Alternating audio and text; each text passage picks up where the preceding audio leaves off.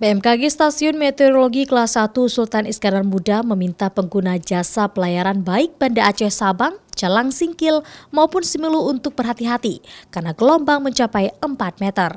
Selain itu, nelayan juga diminta berhati-hati saat melaut, mengedepankan keselamatan serta tidak memaksakan diri melaut jauh dari bibir pantai, apalagi nelayan yang menggunakan bot kecil.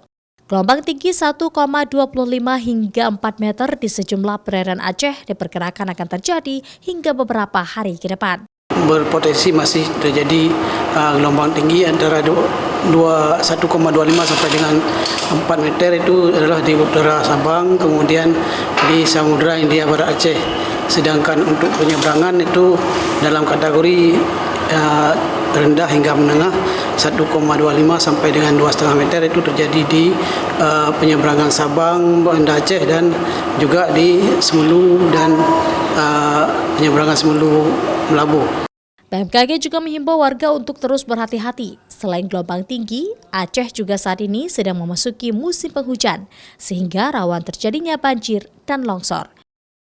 Syahril, Kompas TV, Banda Aceh.